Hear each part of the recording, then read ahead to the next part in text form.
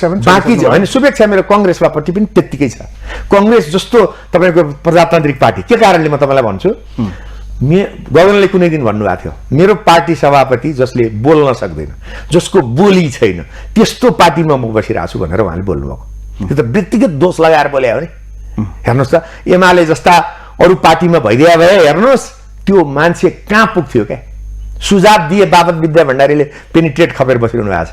सुझाव दिए बापत हो, उहाँले केही होइन, व्यक्तिगत रूपमा सुझाव दिए बापत हो भने गगन थापा सभापतिलाई त्यसो भन्दा भन्दै महामन्त्री भए। हेर्नुहोस् सभापतिलाई त्यसो भन्दा भन्दै त्यही कुर्सीमै गएर बसे। हेर्नुहोस् कङ्ग्रेसभित्रको प्रजातान्त्रिक अभ्यास यति लोभलाग्दो छ। हेर्नुहोस् हामीलाई त एकदम आनन्द आउँछ त्यो हेर्दाखेरि। हेर्नु त्यस कारणले उनीहरूको अब प्रजातान्त्रिक अभ्यासबाट जो सभापति हुन्छ मलाई लाग्छ गगन थापाको विकल्प खोज्दैनन् होला कङ्ग्रेसमा जस्तो लाग्छ मलाई।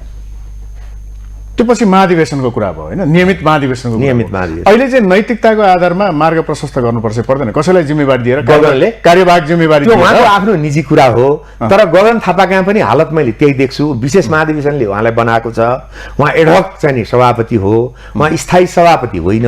उहाँले छोड्ने बित्तिकै त्यो पार्टी पनि धराशयी हुनसक्छ, त्यो पार्टी पनि एउटा रिभाइभ भएर अगाडि बढिरहेछ।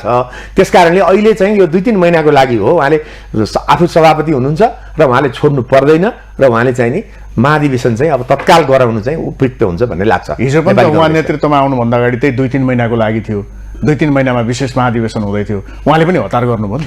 होइन हतार होइन, उहाँलाई 3 महिना अगाडि यदि कङ्ग्रेसले सभापति बनाएको थियो यदि भने हेर्नुहोस् यो अहिलेको यो मत परिवर्तन हुन सक्थ्यो क्या। रासोपा अहिले झन्डै 2/3 पुगेको छ, बहुमतसम्म ल्याउँथ्यो होला, तर भनेदेखि कङ्ग्रेसले रोक्न सक्थ्यो क्या। अहिले पनि हेर्नुहोस् न समानुपातिकमा आइरहेको भोट हेर्नुहोस्, कङ्ग्रेसले लिएर आउन लागेको सिट हेर्नुहोस् होइन। कङ्ग्रेसले माथि जुन चेन्ज गर्यो नि, कङ्ग्रेस बदल्यौँ भनेर जुन उनीहरूले घोषणा गरे नि, त्यो चाहिँ तल जनताले पत्याएकै छैन क्या, तल जनतासँग पुगेकै छैन क्या, मान्छेलाई थाहै छैन क्या, पुग्ने समय भएन, पुग्ने समय भएन। अब अघिल्लो 4 गते 6 गते नोमिनेसन गर्नु छ, 4 गते बल्ल उनले मुद्दा जितेका होइन। अब 6 गतेको चाहिँ कसलाई चाहिँ टिकट दिने कसलाई नदिने बिचरा आफै हारे के।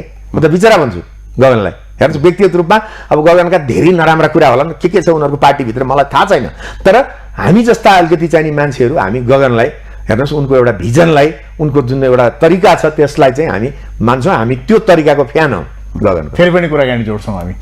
हामीसँग हुनुहुन्छ वरिष्ठ अधिवक्ता बाबुराम दाहाल, उहाँसँगको यो कुराकानी जारी छ, हामीसँगै रहनुहोला।